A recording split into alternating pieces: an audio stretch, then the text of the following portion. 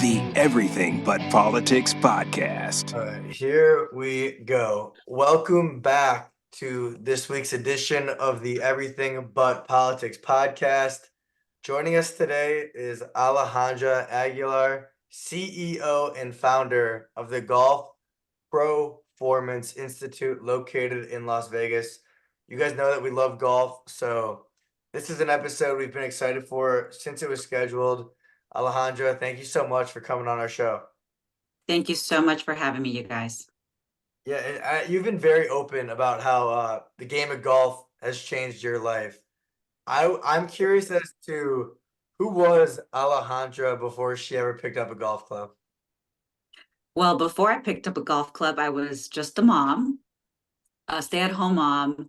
I did have a really nice hobby that I really enjoyed and was very passionate about, and it was scuba diving. And so before golf, I actually wanted to be a scuba instructor, and I became a master scuba diver. And then during that time, I started taking up golf lessons. And as you guys know, golf is very addictive, and I got the bug. And then it all happened from there. I had no idea that you were a scuba diving. How does one find themselves involved in the world of scuba diving, especially being in Vegas? I was going to say that right now, especially living in Vegas. It was just one of those things that I wanted to try, and I'm a very adventurous person. I like to try new things, and scuba diving was one of them.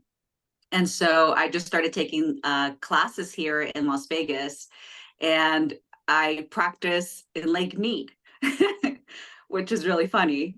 And then I just kept, deciding to try more certifications to the point where I became a master scuba diver. And yeah, that the goal was to be a scuba instructor, and then golf just ruined everything. I didn't think we'd be talking about scuba diving, but I'm excited to learn a little more about that while we're on topic.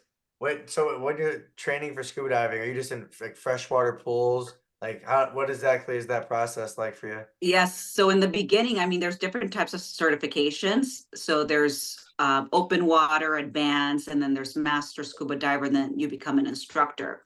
But each certification takes certain certifications within those certifications. So to become a master scuba diver, you need to have about 10 certifications.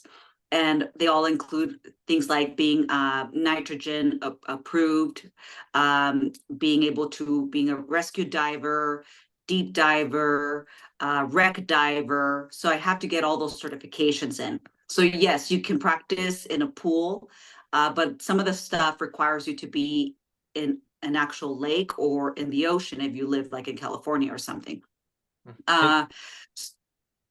Yes, go ahead. I was just saying, and how often are you scuba diving now, if ever? I'm not. I mean, unless I go to like somewhere tropical and I haven't really dove there, then I'll go and dive. But my schedule is kind of around golf now, not really scuba diving. And scuba diving is one of those things that it's almost like golf, where it takes like 4 or 5 hours to do, so it's long hours. But it was fun, especially trying to become a master scuba diver. It's pretty hectic.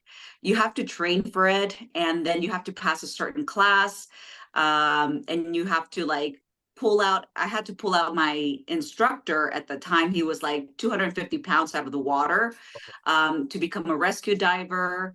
So it's quite interesting, especially because I'm not a very good swimmer. So you have to take this class where you have to pass a certain amount of laps in the pool, in the Olympic pool. And so I had to basically train myself to swim like I think it's like 10 laps back and forth in the Olympic pool for a certain period of time. And if you don't pass, you can't become a master scuba diver. So yeah, there's some training. I felt like I was like in the Navy SEALs. And who's the Tiger Woods equivalent in the world of scuba diving? Oh shit, I don't know.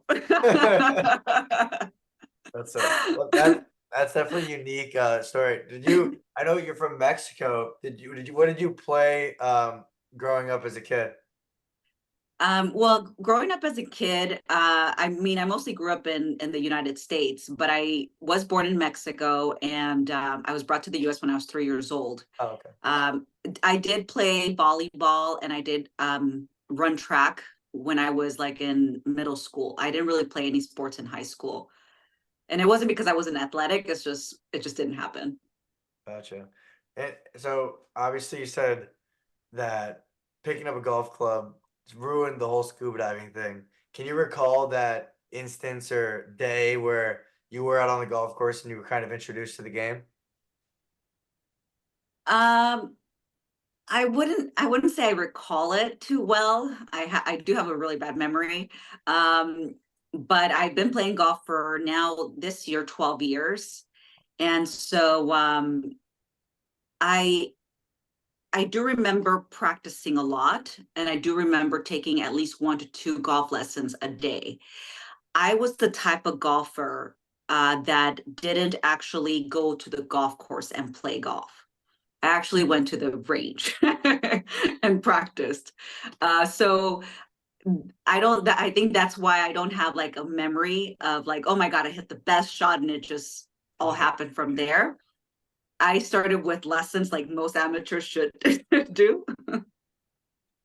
And now, how many rounds are you playing in a year? So I'm not playing as much as people think. Okay. Obviously, because of social media, it seems like I play golf every day. Because I mean, as you know, if you're an influencer, you go and record, and you have so many videos, and then I can change 2 to 3 times in one round if I'm not playing with friends or competitively. And so I record a lot of stuff, and so I play right now maybe once a week, if that. I'm playing more like once every 2 weeks. And you mentioned But life as an influencer. Obviously, you own a business now.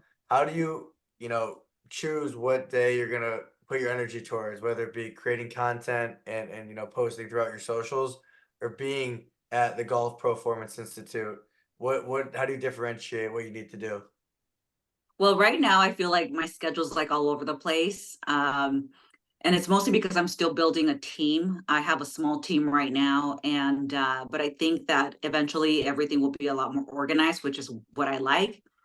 But right now it's kind of all over the place. So I do have days that I schedule content, which is I think the smartest thing to do if you're an influencer, is to schedule content. And I take about 5 outfits to the golf course and I shoot content, but that's not how I like to play golf, to be honest with you.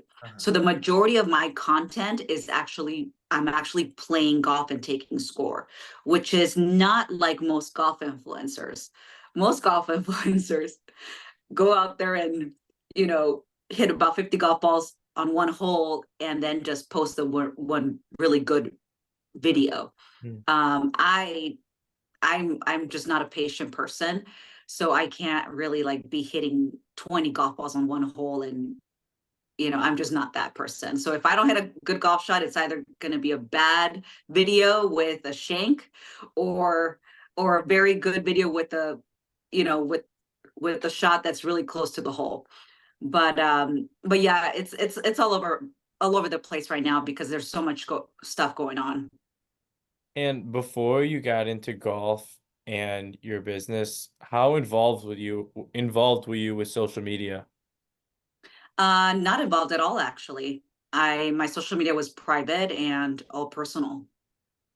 And What, you why, go here. why one day did you say, I'm gonna, document what I'm doing on the golf course, not only on the golf course, but in your Yeah. personal life as well? Well, no, actually, and you're right about that. It was mostly just the golf course. When I started taking up golf, maybe I think I waited about a year or two after I started posting. Because I'm about maybe 12 years ago, there was still not many golf influencers. And so I saw that there wasn't a lot of people on social media that were, you know, just portraying golf, and so I decided, I'm like, oh, let me just document my golf journey. And I didn't really think it would turn into anything. I mean, I wasn't trying to turn it into anything. It was just like, it would be kind of cool to share. Yeah, and it is cool. My favorite content you mentioned, like these influencers taking 50 shots and choosing the best one. My personal favorite is when, guys post these play 9 holes with me, play 3 holes with me in like 90 seconds. I feel like it's much more realistic, especially when they're, scratch golfers breaking 40 at least. So that's Hmm. my personal favorite. Yeah, and I mean, I've played with a lot of these golf influencers, and I'm telling you, especially the trick shot guys, I've gone to the golf course with them, and it's like so annoying. I mean, they're hitting literally like 20 to 30 shots to get that one perfect trick shot. And I'm like, okay, take me home. I'm just like, I'm done. Um, yeah, so it's quite interesting. But talk to us about January 2023 when you created and opened up Golf Proformance Institute. What is it now that the store's been up and running for about 14 months? How has your business evolved? What have you learned about yourself as a business owner? Well, actually, we're not open yet. Oh, So we're still under construction. So GPI we didn't get the keys until May of 2023. So it's kind of funny that you have January 2023. I don't know where you got that from. okay. um, so we got the keys in May of 2023, and so we've been working really hard to get it open. Unfortunately, I would have had this place open by November of last year if it wasn't for permits issues. And so I'm learning a lot, that, usually you have to kind of double your time if you're thinking of opening a new business.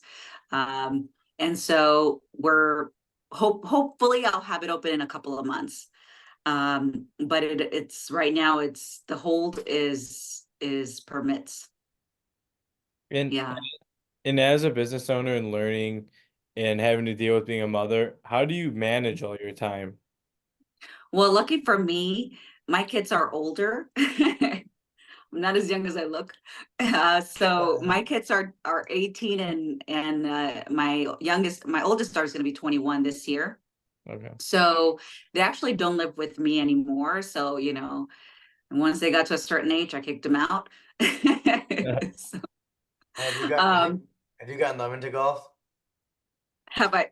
Yes, they know how to swing a golf club and they know how to play golf. They're just not really into it. You know how teenagers are. Gotcha. Yeah. Yeah. So, So and you go ahead, so Mary. I was just gonna say, I know that Golf Performance Institute. I know that on social media, you guys have, stressed the importance of recovery. For you personally, whether it be with golf or with training, how do you manage your recovery and making sure that your body recovers properly? So the reason why I decided to build GPI was because I personally struggle with pain. I was diagnosed with a chronic bone condition about close to 8 to 9 years ago.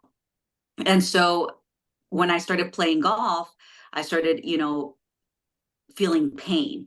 And so at first I didn't know what it was until I got diagnosed. And so most people don't realize that I play golf in pain.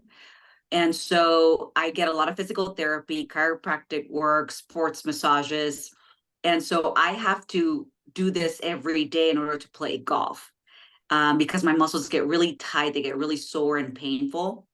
And so I've learned that not only does the golfer require more recovery and wellness and physical therapy than a regular person, because golf is so hard on our bodies. And so, I mean, I'm sure that you've played golf before and then you leave the golf course and your back hurts. Yeah. So yeah, so golf is very strenuous on our bodies. And so just stretching is very important. Physical therapy is important, chiropractic adjustment, massages and whatnot, tissue work. So because I've done so much physical therapy myself and worked with like some of the top physical therapists to try and get my body back to what it was before, um, that's why I built GPI, to basically have a facility has everything under one roof. Because I personally couldn't find a place that had everything for the golfer. So that's why I just decided to build it. And of all the recoveries that you do, what seems to be the most helpful? And then what will your business have that some other places don't have and they're harder to find in terms of recovery? So for me personally, and especially with golf, I noticed that stretching is very important. Also tissue work. But you need obviously a physical therapist, and you need to know what kind of tissue work is gonna help. The other thing that I like to do is dry needling. I'm not sure if you ever guys tried that before. So they None. put like this big needle. It's really thin, and they basically put it and puncture your muscle. And so, like, if like let's say that you have back pain, and then they puncture your muscle, and then that little ball spasm basically just goes away. And Like, so I really love that. does it go away instantly? Like, Yeah, you could kind of feel it. You can feel like the relief. It's crazy. So it's called dry needling. Is the stretching you do, is it just, your normal moving your body around, or are you doing yoga? Are you on machines? What kind of stretching do you utilize yourself? So I have specific stretches for my condition, because I've seen so many physical therapists throughout the last 9 years and spent so much money on physical therapy. I have specific stretches that are just made for my type of condition. So, like, for example, yourself, you would have a specific type of stretch, whether it's just if you struggle with shoulder pain or back pain or hip pain. So that's where basically we're going to be different than anybody else. I mean, most indoor golf facilities only have a indoor golf simulator. They don't have the wellness part. They don't have a physical therapist, a chiropractor. They don't have infrared saunas. They don't have a gym. Or if it's a place that does physical therapy, then they don't have the golf simulators. They don't have the bar, the lounge. So at GPI, you can have a drink, hit golf balls, get a massage, go into the infrared saunas, train with the fitness instructor, do a yoga class, do a stretching class. So absolutely everything. What's the difference between the infrared sauna and a dry sauna? So the infrared saunas just have basically these. I'm not really sure the correct words that are used, but it's basically that infrared. So it's basically a light, and once it basically touches your skin or your body, it penetrates deep into your body and basically stimulates. It stimulates your blood cells, so therefore they start repairing faster. And so that's the difference. One has infrared, one doesn't. And at this point in your life, are you a cold plunge junkie? I don't know if you saw the video that I posted like a month ago. I did buy a little pool to do that cold plunge, and I did it with my boyfriend Colin, and we filled it up at night, and it was freezing that day. And so I went in like, I'm gonna go first. I went in like, I didn't hesitate, nothing. I'm like, go in, just don't be a baby. I went in, and I'm like a minute into it, I'm like, crap, my hands were freezing, my feet were freezing. I mean, to the point that it was painful. And I was telling him, I can't do it. He's like, yes, you can. Yes, you can. So it was 3 minutes. So I completed the 3 minutes, and then it was his turn. He got in, and he's like, oh, he's breathing hard and whatnot. He lasted 15 seconds. And since then, have you each gotten better in the cold plunge? I have not done it since then. And it's not because I don't want to, though. I've been wanting to, but I just haven't had time. You know, you have to fill it up with ice, so it's kind of a pain in the butt. Oh, so it's like it's not one of the ones that like that stays cold 24/7. It's the cheap one. They're really expensive. I see them. I get like ads on Instagram. They're like a few $1,000s. Yeah, especially like the commercial ones. I was looking for one for GPI. They're about $7,000, Wow. you know? I, I my, Yeah. my neighbor has one of those, not inflatable, but like one of those home saunas. Those got to be expensive also. Yes. Have you guys tried the cold plunge yet? Not like formally, but jumping in cold pools, ice baths, like nothing like no plunge or no The like Eric, the the move most that we makes that we shit. we filled up a bathtub last April after we ran a half marathon and poured ice in it, and that was probably the coldest. That probably lasted 30 seconds. That was probably the coldest one we've been in. And it probably wasn't that cold. Yeah. Yeah, And it's brutal. the Joe Rogans and Wim Hof, they make it look so easy on social media. Yeah, like Mark Wahlberg. Yep. Mark Wahlberg, Uh-huh. they make it look like it's so easy. And then even if you put your bath on the coldest, you'll still feel something. Like, Yeah, I mean, I think they're putting us, someone told me, a professional athlete told me to put socks, mm, because obviously the feet get really cold. yeah, And then I guess your hands, you have to put them outside. that makes sense. 'Cause our my feet, that was the killer, like you said. You could feel the pain. It's like you don't even know if it's healthy or not what you're doing. Right. Exactly. Alejandro, I wanna shift gears to being in Vegas, vibrant golf community out there. How has the community embraced you and what you guys are building, as well as your social media presence and making networks and connections through that? Yeah, so I have a lot of great connections here in Las Vegas, and I'm pretty well known in the golf community, because I played in a lot of golf tournaments, pretty much against every country club here. And so I'm just very lucky that because of my social media, I've grown my brand and also now GPI. So there's a lot of people that are excited about GPI, because there's nothing like it in Vegas, and there's also nothing like it in our side of town. It's called Summerlin. Yep. And so yeah, I'm really excited to open. It's going to be great. And you have 11 club championships, is that correct? Yes. That is pretty impressive. How does the first one compare to the 11th one? Oh, the first one. Jesus. I mean, I think I think the first one is special because, playing in your first club championship, I mean, you have all the nerves and you don't have the experience. And so, the 11th one was it was a little traumatic. There was some drama with the ladies on the course, and which happens, unfortunately.